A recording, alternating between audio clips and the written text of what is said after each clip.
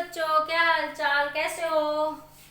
देखो बेटा, आज हम डिस्कस करेंगे perfectly inelastic collision in one dimension, two dimension and coefficient of restitution. ठीक है, इन सब के बारे में बच्चों आज हम लोग डिस्कस करेंगे। ठीक है, पिछले वीडियो लेक्चर में मैंने आपको बेसिक कंसेप्ट ऑफ कोलिजन समझाया था, टाइप्स ऑफ कोलिजन बताए थे और हेड ऑन कोलिजन की हमने बच्चों बात करी थी। ठीक है, तो आज हम डिस्कस करेंगे बेटा perfectly inelastic collision. Perfectly inelastic collision क्या बताया था? After the collision both the bodies are move with common velocity. ठीक है, परफेक्टली इन इलास्टिक कोलिजन क्या था बच्चों? Perfectly inelastic collision, collision क्या होता है बच्चों?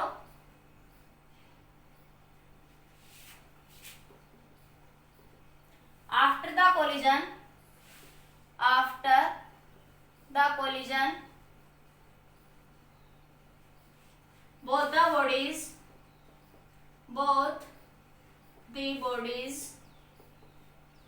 are move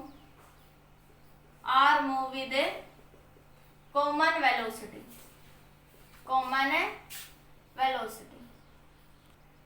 तो परफेक्ट इलास्टिक कोलिजन क्या होगा? After the collision both the bodies are moving with common velocity. ठीक है, तो जैसे मैंने एग्जांपल दिया था कि एक बुलेट गन से फायर हुआ, आगे एक वुडन ब्लॉक था, तो ये वुडन ब्लॉक में स्टिक हो जाएगा। तो जैसे इसके अंदर जाएगा तो कॉमन वेलोसिटी से दोनों पीछे क्या करेंगे बच्चों? मूव करेंगे। तो अब इसके हम डेरिवेशन करते हैं कि वेलोसिटीज और काइनेटिक एनर्जी के इस केस में क्या होते थे? Kinetic energy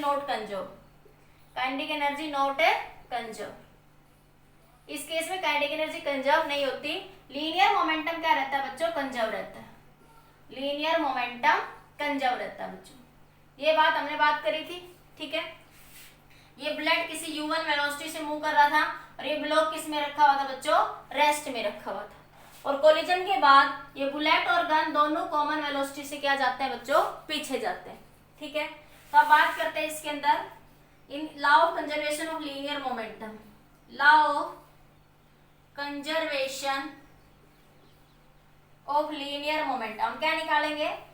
ratio of kinetic energy and loss of kinetic energy. क्या फाइंड आउट करेंगे बच्चों? अब इस केस में हम लोग ratio of kinetic energy and loss of kinetic energy. ठीक है, तो आफ्टर द कोलिजन, ये गन है बच्चों, ये क्या थी? गन, और गन से ये बुलेट निकला।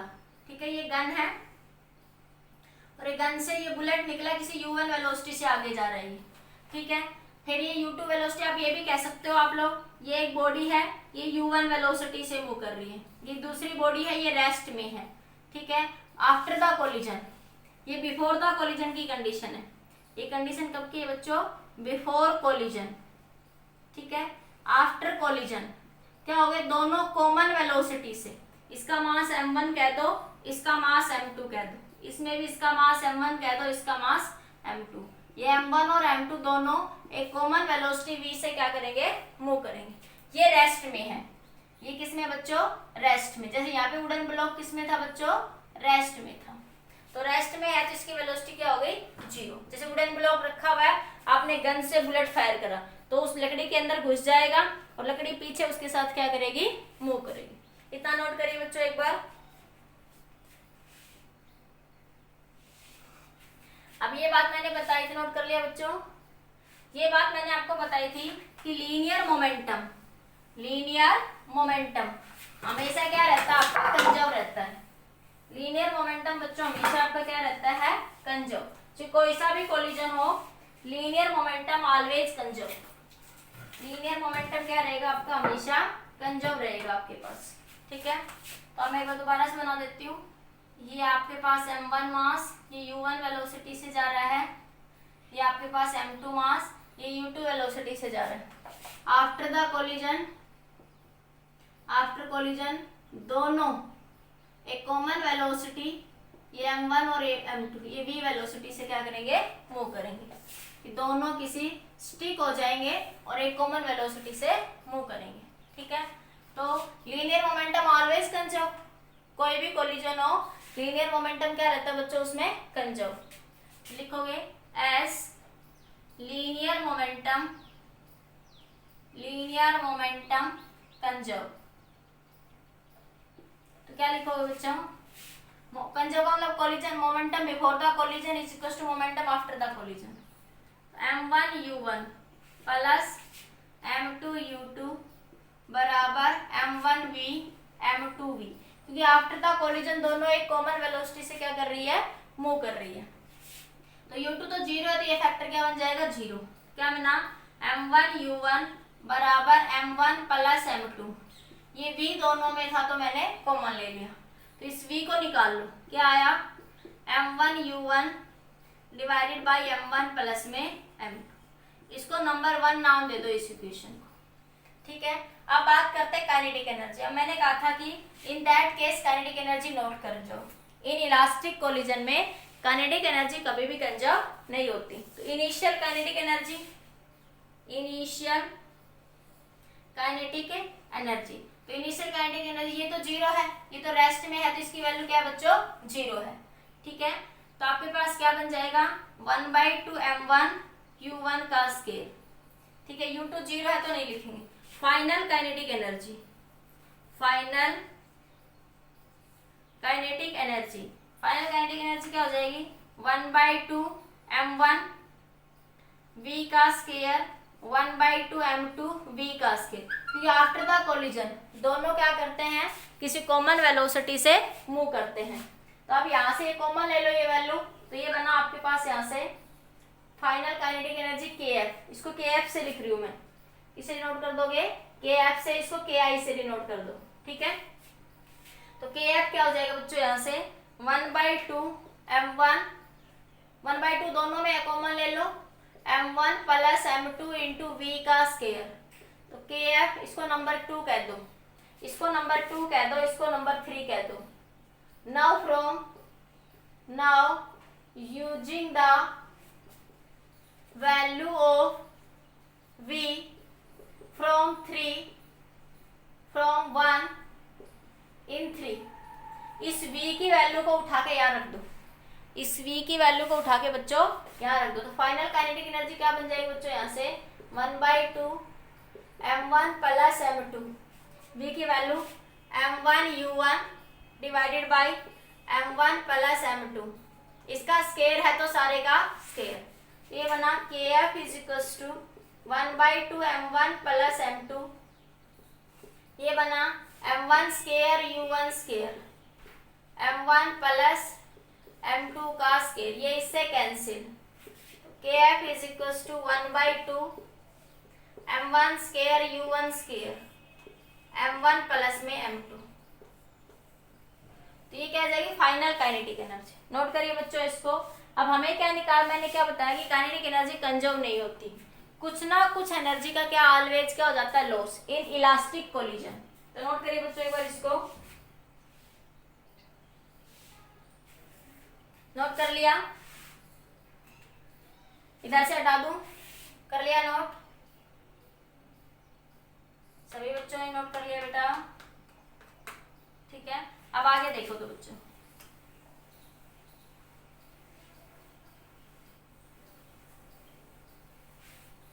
तो अब आपको क्या निकाला, लॉस ऑफ काइनेटिक एनर्जी। तो इनिशियल काइनेटिक एनर्जी क्या थी, 1/2 m1 u1 का स्केयर, ठीक है। तो loss of kinetic energy, loss of kinetic energy, क्योंकि इन इलास्टिक कोलिजन में काइनेटिक एनर्जी कंजर्व नहीं होती, ऑलवेज एनर्जी का क्या हो जाता है, लॉस हो जाता है, ठीक है।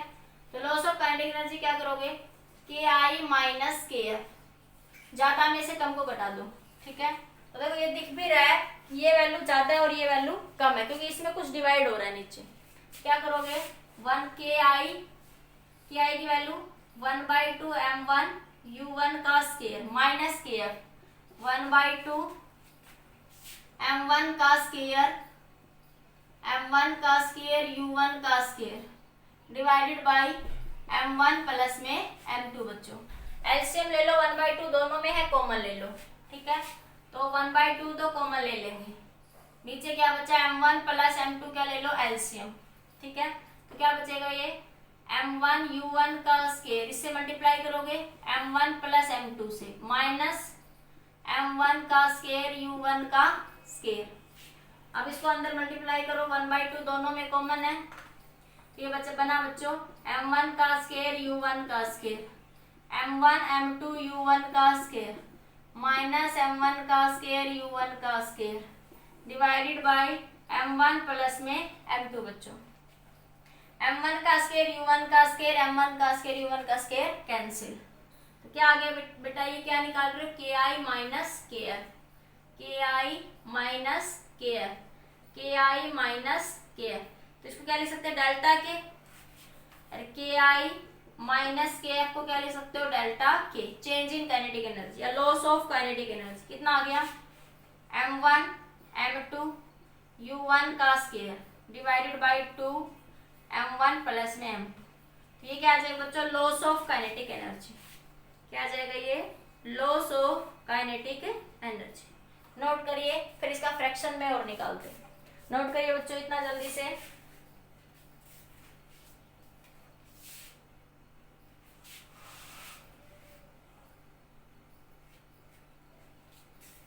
हो गया नोट बेटा, जल्दी नोट कर लीजिए।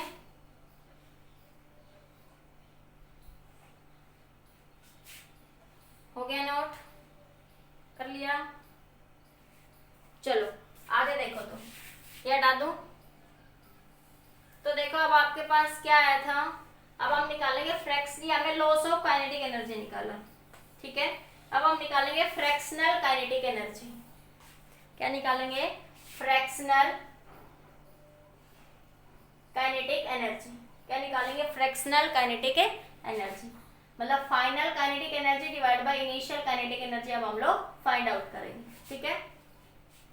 तो फाइनल काइनेटिक एनर्जी क्या होगी बच्चों, देखो इनिशियल काइनेटिक एनर्जी तो क्या थी 1/2 m1 u1 का स्केयर, और फाइनल क्या आई थी बच्चों 1/2 m1। आफ्टर द कोलिजन दोनों कॉमन वेलोसिटी से मूव कर रहे थे।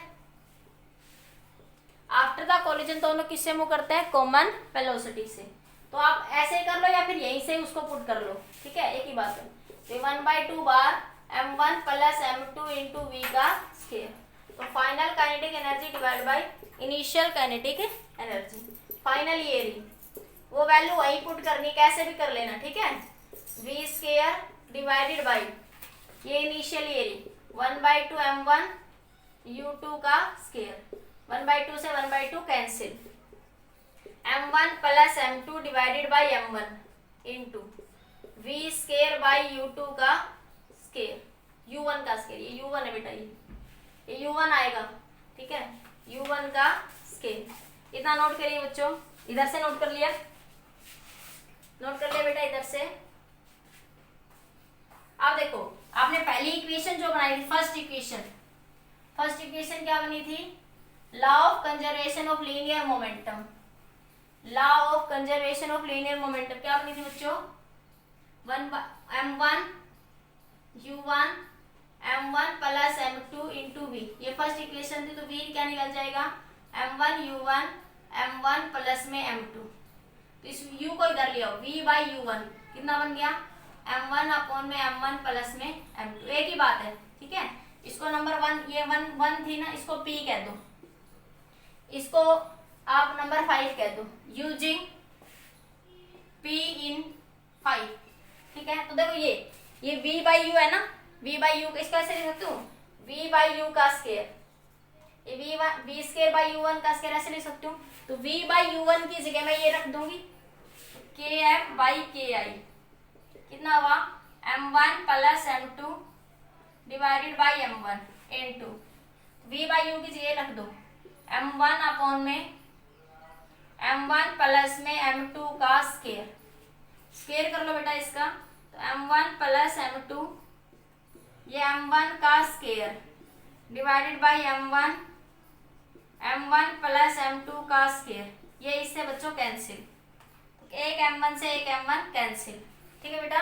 या जो मैंने निकाला था ना k, वो भी पुट कर लेना डायरेक्ट, मैंने बस दूसरे तरीके से बता दिया, ठीक है। नोट कर लिया बच्चों, ये कर लिया बेटा नोट, हटा दो इसको मैं।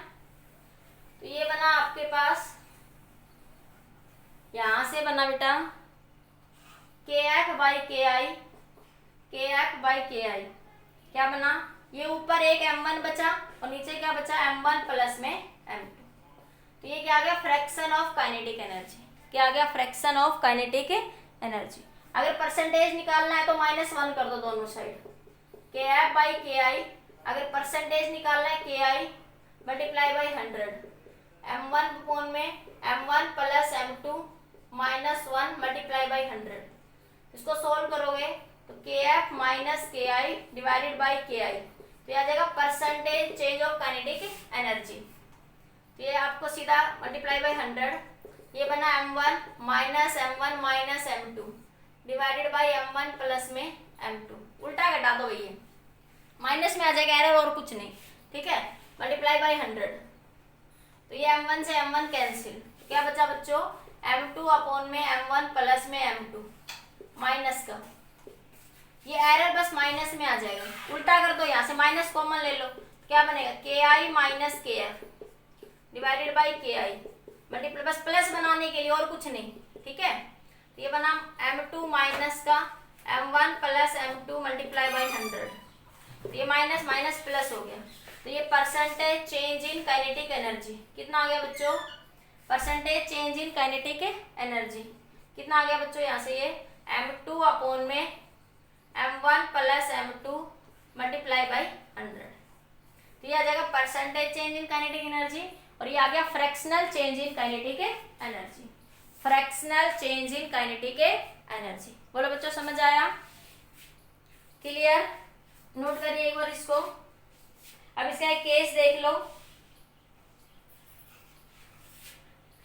नोट कर लिया बच्चों, हो गया बेटा नोट। अब देखो एक केस देख लो एक बार इसका केस कैसे दिखे डिस्कस करेंगे। अगर मान लिया इफ m2 ग्रेटर देन 1 से, मतलब लकड़ी का बॉक्स जिसका मास m2 था और ये बुलेट था और ये बॉक्स था, ठीक है, ये बुलेट है, ये गन से फायर हुआ बुलेट, ठीक है। अगर ये लकड़ी का बॉक्स बहुत भारी हो जाए, लकड़ी का बॉक्स क्या हो जाए, बहुत भारी हो जाए, तो m1 को अप्रोक्सीमेट क्या मान लेंगे, 0। बुलेट का मास क्या मानेंगे, जैसे लकड़ी का बॉक्स 100 किलो का है, बुलेट का वेट है 2 ग्राम, बुलेट का वेट है 2 ग्राम, तो अप्रोक्सीमेट क्या हो गया, 0, ठीक है। तो उस सिचुएशन में क्या हो जाएगा, के एफ बाई के आई किसके बराबर है, m1 प्लस में m1 प्लस में m2। m1 को क्या मान लोगे, 0, तो चेंज इन काइनेटिक एनर्जी क्या आ जाएगा, 0। तो फाइनल काइनेटिक एनर्जी क्या रहेगी बच्चों, 0। जैसे वॉल है, जैसे क्या करते हैं, दीवार के मारते हैं किसको, बॉल को, तो आपके पास दीवार की एनर्जी में कोई लॉस नहीं होता, फाइनल काइनेटिक एनर्जी में कोई लॉस नहीं होगा वहां पे।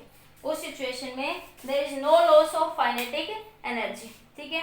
When light body moving against the heavy body, when light body strike with the against, जो लाइट बॉडी जैसे light mass body heavy mass body से टकराती है, तो वहां पे एनर्जी का कोई लॉस नहीं होगा। तो आप लिखेंगे when light mass body collide with the heavy mass body, very heavy mass body, then there is no loss of kinetic energy, then there is no loss of kinetic energy, ठीक है बच्चों, clear हो गया इतना, note करिए इसको।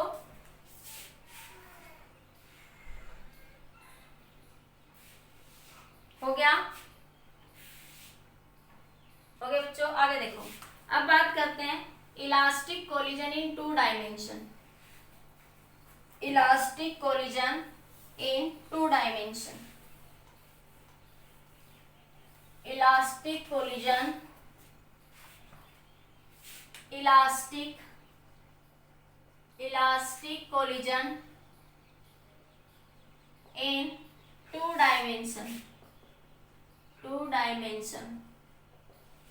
Elastic collision इन 2 dimension, ठीक है। इस केस में क्या होता है बच्चों, मान लिया ये एक m1 मास की बॉडी है, ठीक है, और ये एक आपके पास m2 मास की बॉडी है, ये रेस्ट में है बच्चों, ये किस में है, रेस्ट में, ये किसी u1 वेलोसिटी से मूव करती है, ठीक है। तो इसकी इसमें 2 सिचुएशन बनती है यहाँ पे, तो बॉडी क्या होगी, कोलाइड करेगी, ये m1 इसके साथ जाके टकराएगी, ये m1 क्या होगी, इसके साथ जाके यहाँ पे टकराएगी, तो क्या होगा यहाँ पे, इसमें 2 सिचुएशन बनती है यहाँ से कि m1 इधर चला जाएगा 2 डायमेंशन में मान लिया, और m2 बच्चों आपका इधर चल रहा है, ये किसी θ1 पे कोलाइड हो जाएगा और ये किसी एंगल θ2 पे चला जाएगा यहाँ से, ठीक है। After the collision, both the bodies are moved with common velocity. M1 and M2. When M1 collide with the M2, when M1 collide with the M2, then after the collision,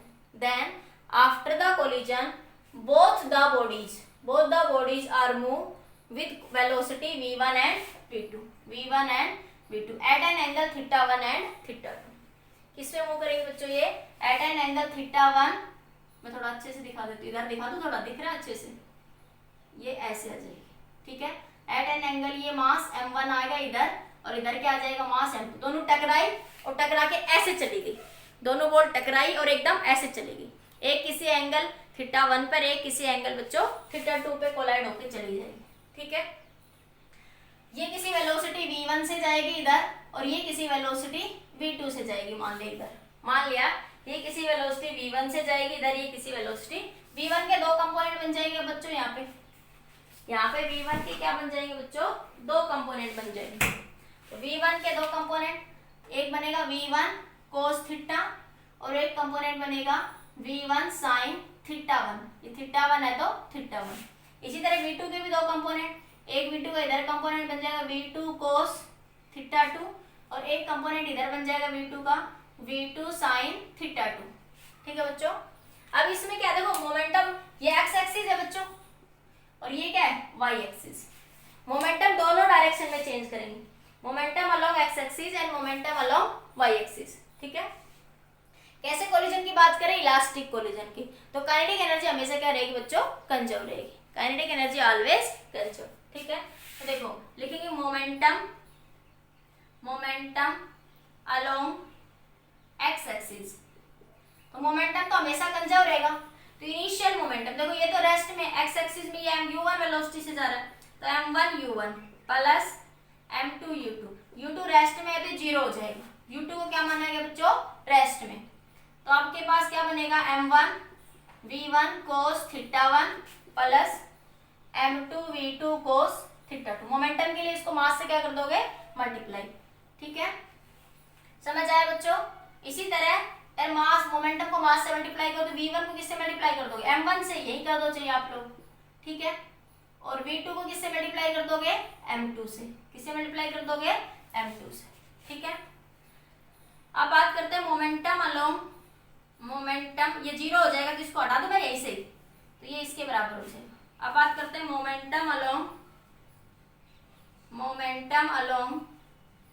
y axis, momentum along y axis. देखो initially ball x axis में जा रही है, y axis में कोई momentum नहीं है initially there is no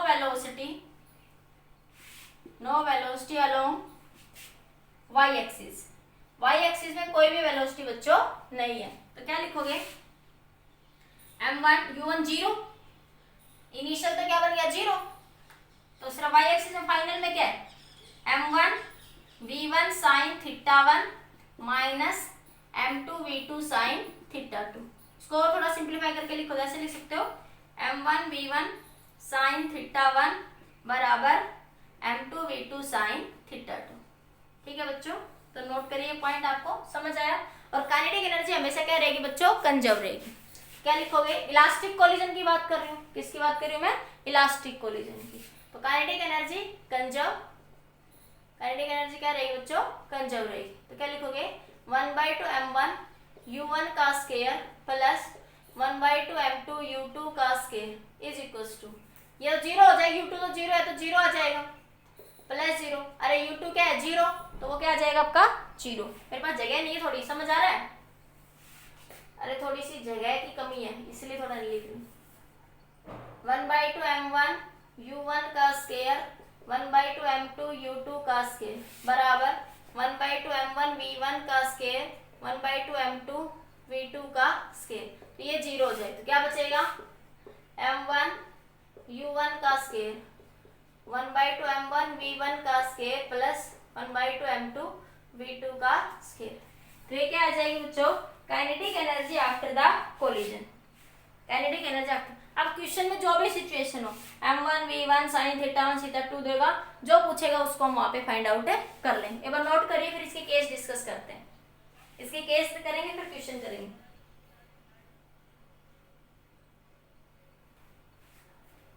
note कर लिया बच्चों? कर लीजिए, जल्दी नोट कर लीजिए।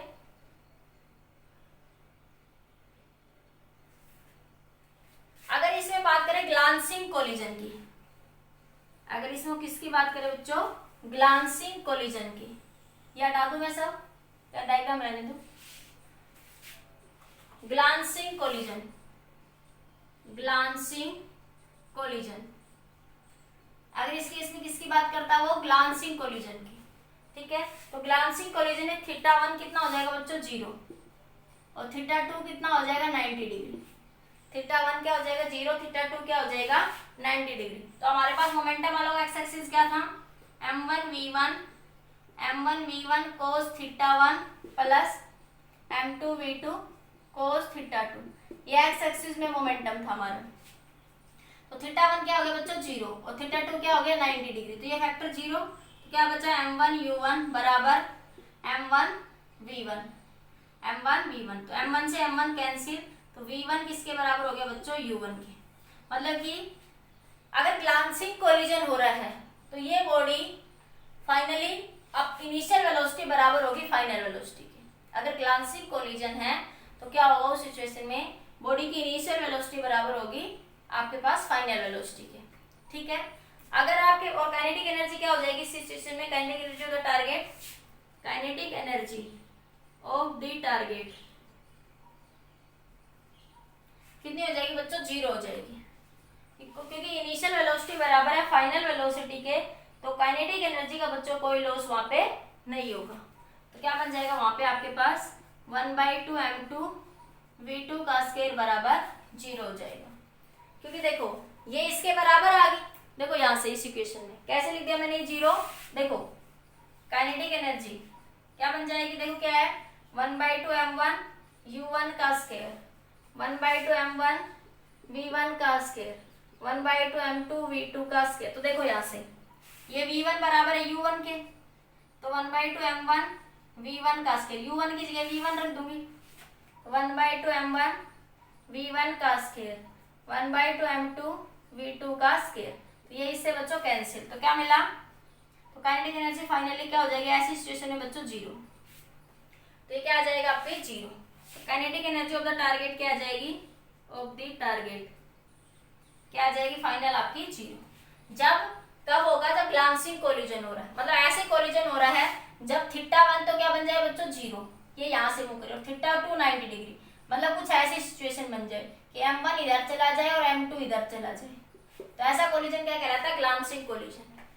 क्या बन जाएगा आपका? Glancing collision. तो उस सिचुएशन में v1 बराबर होगा बच्चों u1 के, और काइनेटिक एनर्जी क्या हो जाएगी बच्चों? 0। नोट करिए, ये केस नंबर फर्स्ट था आपका, केस फर्स्ट, इसका केस फर्स्ट था। ठीक है, दूसरा देखिए बच्चों,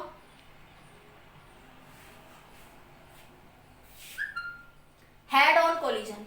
हेड ऑन कोलिजन हो गया बच्चों। अब बात करते हैं बच्चों हेड ऑन कोलिजन की। किसकी बात करते हैं? Head on collision. सभी हटा दूं। केस सेकंड, केस सेकंड देखिए, हेड ऑन कोलिजन। अगर वो बच्चों किसकी बात करें? हेड ऑन कोलिजन की बात करें, तो उस सिचुएशन में किसकी क्या कंडीशन कंसिडर करते हैं? जब आप हेड ऑन कोलिजन की बात करते हैं तो थीटा 2 मान लिया कितना हो गया? 0, और थीटा 1 बराबर है थीटा 1 की। थीटा 1 ही रहेगा। ठीक है, वो जितने भी एंगल पे है। तो ऐसी सिचुएशन बनी कि ये तो ऐसे सीधा चला गया m2 तो, और m1 किसी भी एंगल थीटा 1 पे चला गया, यहाँ से टकराया और m1 किसी भी एंगल थीटा 1 पे चला गया, m2 इधर चला गया और m1 इधर चला गया। ऐसी सिचुएशन में क्या होगा? Head on collision. ठीक है, तो उस सिचुएशन में क्या होगा बच्चों आपके पास? तो वही है momentum along x axis. X axis में मोमेंटम की वैल्यू क्या हो जाएगी बच्चों? एक्स एक्सिस में क्या था? अलॉन्ग एक्स एक्सिस में m1 u1 बराबर m1 v1 cos theta 1 plus m2 v2 cos theta 2। तो थीटा 2 तो क्या होगा बच्चों? 0। cos 0 क्या होता है? 1। cos 0 की वैल्यू क्या हो जाएगी? 1। क्या बनेगा? m1 u1 बराबर m1 v1 cos theta 1 plus इसकी वैल्यू cos 0 मतलब 1 हो जाएगा कि m2v2 क्या जाएगा बच्चों m2v2। अब बात करते हैं momentum along y axis. y axis में मोमेंटम की बात करें तो क्या हो जाएगा m1 v1 sin theta. Initially तो 0 है क्योंकि y एक्सिस में कोई भी मोमेंटम बच्चों नहीं है, तो m1 v1 sin theta 1 minus m1 v2 m2 v2 sin theta 2। ठीक है बच्चों, न्यूमेरिकल में तो बेटा स्टार्टिंग में बस वही लिखना आपको कि momentum along X axis, momentum along Y axis और काइनेटिक एनर्जी। ठीक है, बाकी ये केस है, इस केस में मान लो क्वेश्चन में पता लग जाएगा आपको कि ऐसा हो तो क्या होगा। ठीक है, उसमें घबराने वाली कोई बात नहीं है। तो बस आपको ये इक्वेशन ही ध्यान रखनी है, तो घबराना नहीं कि क्या लिख दिया, सिर्फ ये इक्वेशन लिख लिया momentum along X axis, Y axis और काइनेटिक एनर्जी, बस यही ध्यान रखना आपको। न्यूमेरिकल्स अपने आप सोल्व हो जाएंगे। तो देखो थीटा 2 तो 0, तो ये वैल्यू क्या बन गई बच्चों 0, क्योंकि साइन 0 क्या होता है बच्चों 0, साइन 0 क्या होता है बच्चों 0। तो यहाँ से क्या बन जाएगा v1, ये भी क्या बन जाएगा 0, अरे ये 0, तो यहाँ से लिखोगे m1 v1 sin थीटा 1 किसके बराबर हो जाएगा 0। तो मतलब अलोंग वाई एक्सिस में, इस सिचुएशन में वाई एक्सिस में कोई भी मोमेंटम नहीं होगा फाइनल, सिर्फ मोमेंटम एक्स एक्सिस में होगा। वाई एक्सिस में कोई भी मोमेंटम बच्चों यहाँ पे नहीं होगा, there is no momentum along the Y axis. ठीक है, और काइनेटिक इलास्टिक कोलिजन है, हेड ऑन कोलिजन की बात कर रहा है, तो काइनेटिक एनर्जी क्या रहेगी कंजर्व रहेगी। काइनेटिक एनर्जी क्या रहेगी कंजर्व, क्योंकि m1 u1 इसके बराबर है। ठीक है, 0 नहीं हो रहा है यहाँ पे, तो काइनेटिक एनर्जी आपकी यही रहेगी। तो क्या लिखोगे kinetic energy remains conserve, remains conserve. जब वो हेड ऑन कोलिजन की बात करें, 2 डायमेंशन हेड ऑन कोलिजन की, किसकी बात करें बच्चों 2 डायमेंशन हेड ऑन कोलिजन की। नोट करिए, एक केस थर्ड देखिए,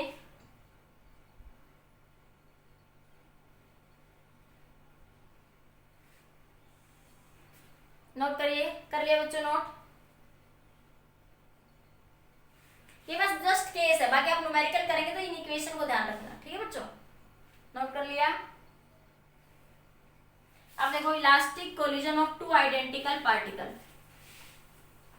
एक न्यूमेरिकल आपका ये भी है कि आफ्टर अगर इफ 2 बॉडीज, न्यूमेरिकल कह दो इसको आप लोग या केस मान लो। ठीक है, elastic collision of 2 identical bodies, case number 3, case 3, elastic collision of 2 identical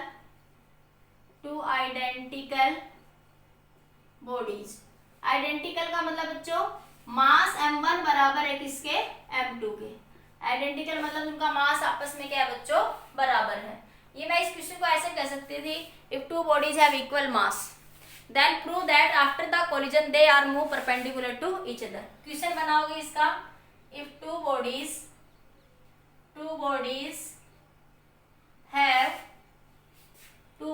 have equal mass then after the collision then prove that after the collision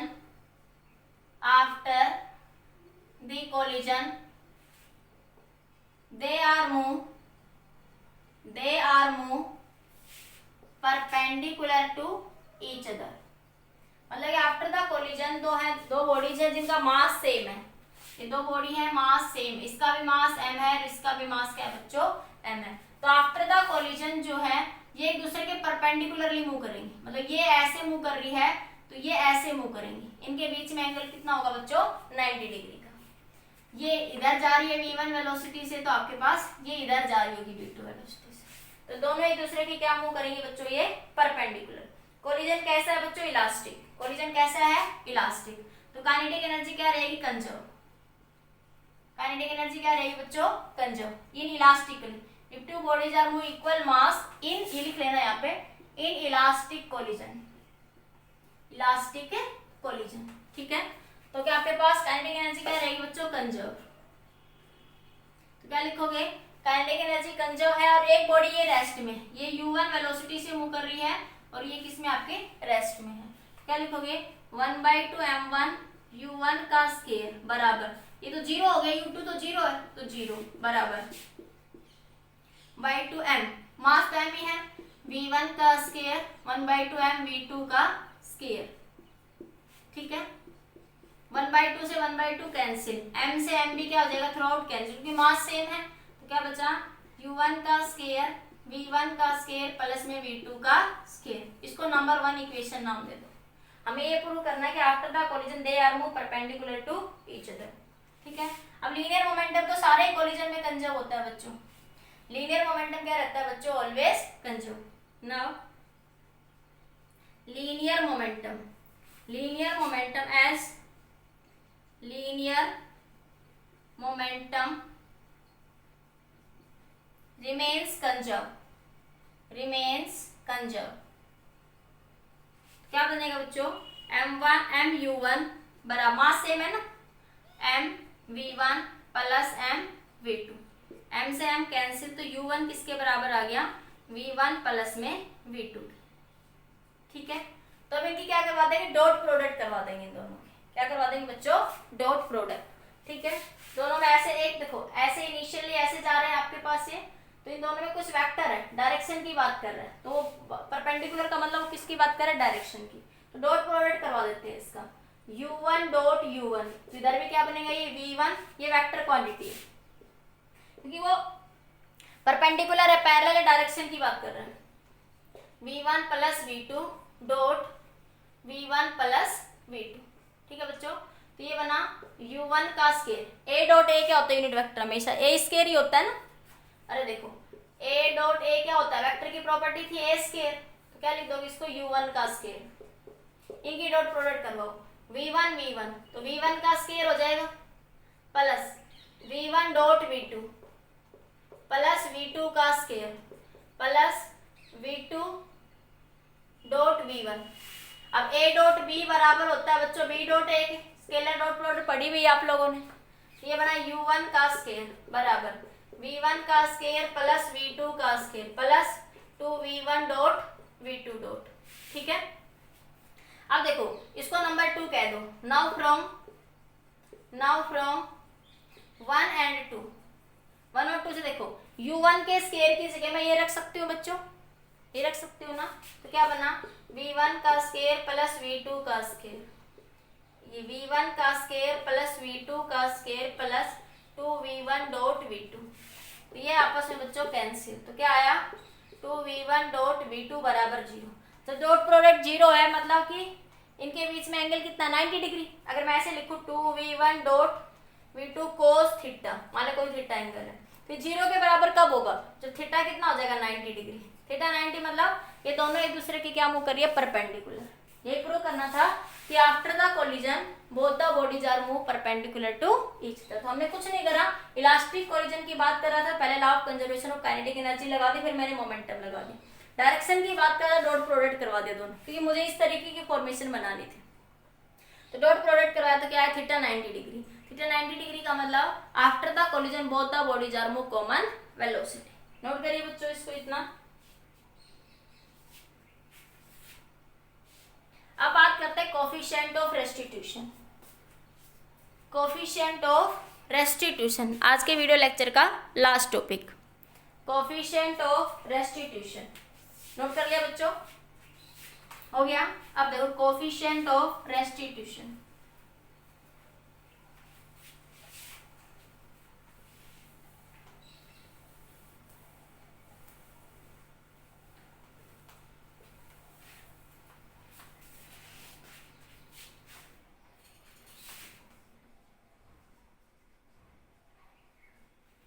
of restitution.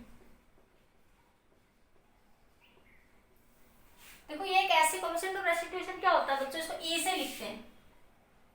ये क्या होता है v2 minus v1 u1 minus u2। Mathematically हम इसको ऐसे लिखते हैं u1 minus u2, ठीक है। ये क्या बताता है बच्चों आपको, after the collision it is the ratio, it is the ratio of velocity of separation, velocity of separation to velocity of approach, velocity of approach. आप इसको ऐसे भी लिख सकते हो कि आपके पास ये क्या, velocity of separation, velocity of separation, और ये क्या है बच्चों, velocity of approach, velocity of approach, velocity of separation to the velocity of approach. ठीक है, तो ये इसको ऐसे लिख सकते हो, v is equal to minus v1 minus v2 divided by u1 minus u2, minus ऊपर से कॉमन ले लिया, मैग्नीट्यूड की फॉर्म में लिखोगे तो v1 माइनस v2 का mode divided by v2 minus v1 का mode divided by u1 minus u2 का मोड, ऐसे भी लिख सकते हो आप। ठीक है, अब देखो बच्चों ये आया कहाँ से, ये क्या है आपके पास, देखो ये बॉडी है कोई आपके पास, ये u1 वेलोसिटी से मूव कर रही है, ये कोई बॉडी है ये u2 है, क्योंकि ये इसके साथ स्ट्राइक कब कर सकता है, मैंने ऐसा क्यों लिखा नीचे u1 माइनस v2 ऊपर v2, तो देखो जब ऑब्वियस सी बात है यहाँ पे अगर u1 ज्यादा होगा u2 से तभी वो इससे टकराएगा, u1 अगर ज्यादा होगा u2 से तभी वो इससे टकराएगा। ठीक है, और सेपरेशन के बाद क्या लिखते हैं, फाइनल मान लीजिए ये किसी v2 वेलोसिटी से गया, ये किसी v1 वेलोसिटी से गया, तो सेपरेशन के बाद तो वेलोसिटी क्या करते हैं, final velocity minus initial velocity, concept क्या है, final velocity minus initial velocity, difference जब भी करते हैं। लेकिन यहाँ पे u1 माइनस u2 क्यों लिखा, क्योंकि अगर ये u1 हमेशा ज्यादा होगा किससे, u2 से, अगर u1 ज्यादा होगा तभी कोलिजन होगा, अदरवाइज कोलिजन नहीं होगा, इसलिए इसको ध्यान रखना। ठीक है, तो क्या लिखते हैं, it is the ratio velocity of separation, ये क्या, कोलिजन के बाद वो किसी सेपरेट हो जाते हैं, कोलिजन टकराए और किसी v1 और v2 वेलोसिटी से मूव कर गए, टकराए और सेपरेट हो गए, दो कार आके टकराई ऐसे चली गई किसी u1 और u2 v1 और v2 वेलोसिटी से, इसलिए क्या लिखते हैं, ratio velocity of separation to the velocity of approach, velocity of separation to the velocity of approach. इसका फिजिकल सिग्निफिकेंस क्या है बच्चों, ये हमें ये बताता है कि कौन से टाइप का कोलिजन हुआ, इन दोनों वेलोसिटीज का रेशियो हमें क्या बताता है बच्चों कि कौन से टाइप का कोलिजन हुआ, it tells the type of collision. Physical significance में लिख लो, फिजिकल सिग्निफिकेंस क्या लिखोगे, it tells the types of collision, types of collision, ये हमें क्या बताता है बच्चों कि कौन से टाइप का कोलिजन हुआ, आइदर इलास्टिक हुआ, इनइलास्टिक हुआ, परफेक्टली इलास्टिक हुआ, परफेक्टली इनइलास्टिक हुआ। ठीक है, तो देखो एक बार नोट करिए फिर आगे डिस्कस करते हैं बच्चों, एक बार इसको जल्दी नोट कर लीजिए, नोट कर लिया बच्चों। ठीक है, आगे देखिए, अगर ये E की वैल्यू देखो आप यहाँ पे अगर कोफिशिएंट ऑफ रेस्टिट्यूशन E की वैल्यू कितनी है, 0 है, 1 है या कितनी है, तो आपको ये बताता है टाइप्स ऑफ कोलिजन। अगर E की वैल्यू कितनी है बच्चों, 1 है, इफ कोफिशिएंट ऑफ रेस्टिट्यूशन की वैल्यू क्या है, 1, मतलब कि वेलोसिटी ऑफ सेपरेशन बराबर है वेलोसिटी ऑफ अप्रोच के, मतलब क्या हुआ, इफ, इसका मतलब क्या है, इफ क्या लिखोगी, if velocity of separation, velocity of separation greater than है वेलोसिटी, इक्वल है वेलोसिटी ऑफ अप्रोच के, वेलोसिटी ऑफ अप्रोच के। ठीक है, तो क्या हो जाएगा, E की वैल्यू क्या हो जाएगी, 1, ये किस केस में होगा बच्चों, इन परफेक्ट, ये E की वैल्यू 1 क्या बताती है, परफेक्टली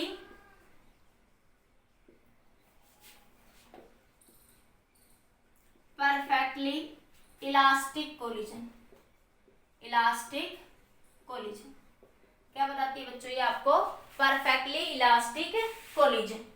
ठीक है, अब अगर आपके पास E की वैल्यू ग्रेटर देन है 0 से लेकिन लेस देन है 1 से, इफ केस नंबर 2, ठीक है, मतलब velocity of separation, velocity of separation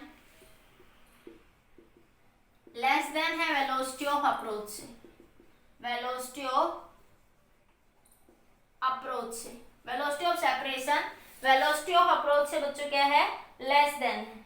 ठीक है, देन आपके पास कैसा होगा, in elastic collision, in elastic collision. कैसा कोलिजन होगा बच्चों उस केस में आपका इन इलास्टिक कोलिजन। ठीक है, अगर आपके पास इफ E इज 0, E की वैल्यू क्या है 0, it means velocity of separation is equal to 0। तो ऐसा कोलिजन कब होगा आपके पास, परफेक्टली इन इलास्टिक कोलिजन। ऐसा कब होता है, परफेक्टली इन इलास्टिक कोलिजन के अंदर। ठीक है, ऐसा कब होगा, परफेक्टली इन इलास्टिक कोलिजन। एक होता है सुपर इलास्टिक कोलिजन, एक और केस होता है आपके पास जिसको हम बोलते हैं सुपर इलास्टिक कोलिजन। ठीक है, सुपर इलास्टिक कोलिजन। इस केस में क्या होता है, velocity of separation greater then होती है वेलोसिटी ऑफ अप्रोच से, ग्रेटर देन होती है वेलोसिटी ऑफ अप्रोच से। ठीक है, इस केस में क्या होता है बच्चों, E की वैल्यू ग्रेटर देन 1 होती है। ये एटम बम में होता है सिचुएशन, जब एटम बम बनते हैं ना, एक्सप्लोनेशन होता है। एटम बम की कंडीशन जब भी बनती है या एक्सप्लोनेशन होता है।